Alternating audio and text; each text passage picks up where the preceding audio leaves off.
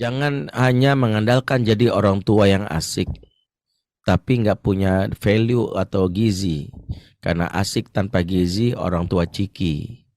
Maka jadilah orang tua yang punya value, nilai, ada gizinya. Jadi anak cerita, tadi kan aku tabok temanku bun. Dia mau cerita, oh gitu ya. Nah disitulah kita boleh bertanya balik. Yang tanya, emang menurut kakak nabok temen itu boleh ya? Pertanyaan balik membuka anak supaya dia ya memahami inilah yang menjadi salah satu yang akan Bunda bahas. Kenapa? Karena itu menjadi salah satu yang nggak boleh kita abaikan. Kenapa? Cuek terhadap keburukan itu malah salah satu bentuk toxic parenting dalam Islam. Karena Ibnu Qayyim mengatakan dalam kitab Tuhfa al-Maudud, wa kamimman ashko waladahu wa firzata kabidihi fi dunya wal akhirah bi ihmalihi wa tarki ta'dibihi wa i'anatahu lahu ala syahawatihi. Betapa banyak orang tua yang menyengsarakan anak buah hatinya belan jiwanya di dunia dan akhirat karena tiga hal. Satu, cuek. Dua, tidak mendidik adab. Tiga, memfasilitasi syahwat. Jadi menegurnya pada saat itu wajib, apalagi kau berkaitan dengan adab. Dan nggak menegur kan harus marah ketika ada cerita nih. Tapi mungkin lihat momennya. Misalnya dia udah cerita dulu, boleh aja kita misalnya dengerin. Setelah itu kita bilang, udah deh, oke. Tadi tuh bunda kaget loh. Kok adik mukul, abang mukul teman?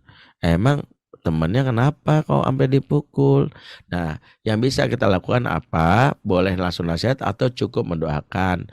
Bunda pengen banget abang tuh bisa nahan diri, nggak mudah marah ya. Karena menyakiti teman itu juga sesuatu yang tidak baik. Nggak apa-apa, nasihati. Karena cuek terhadap keburukan di akhirat itu ditanya. Anak yang maaf nih. Anak yang terbiasa bangun kesiangan karena orang tua nggak tega, maka di saat remaja dia susah bangun pagi. Sehingga disitulah anak akan bertanya, kenapa aku susah bangun pagi? Karena dia dulu nggak dibiasain. Ada kisah diceritakan, ya ini sebagai penutup, ya saya singkat kisahnya. Ini diceritakan di majalah atau jadi di New York di Amerika itu ada seorang black American negro, dia ditangkap dan dituntut hukum mati karena melakukan 3 kejahatan: merampok, memperkosa, dan membunuh. Kemudian saat itu dia ditanya oleh sipir penjara, apa permintaan kami yang terakhir? Dia bilang, saya ingin ketemu ibu saya, seorang single parent, ada sebuah distrik ya. Maka ibunya dipanggil. Tapi dia bilang, tolong kalau ibu saya datang, saya pengen ibu saya menemui saya dalam keadaan menjulurkan lidah. Jadi ibunya menjulurkan lidah seperti ini, gitu. Dan itu membuat sipir bertanya heran, kenapa harus begitu? Ikuti saja, kan ini permintaan terakhir saya. Akhirnya ibunya diingatkan, Bu, nanti kalau datang anaknya ketemu kalau menjulurkan lidah. Ya udah. Akhirnya apa yang terjadi? Anak ibunya udah datang di ruang tunggu, anaknya udah siap-siap menemui dan memastikan dari jauh ibunya menjulurkan lidah. Dan benar ibunya menjulurkan lidah. Dan ibunya nggak boleh menarik lidahnya. Begitu anaknya mendekat, ibunya langsung digigit lidahnya sampai putus. Apa kata dia? Ini balasan untuk ibu saya yang membiarkan lisannya untuk tidak menegur saya melakukan kesalahan pertama.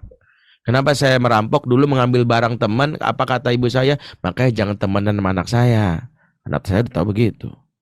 Atau misalnya saya merampas milik orang lain, kemudian adiknya suruh, makanya adik, wajar adik, abang memang begitu. Sabar-sabar aja ya.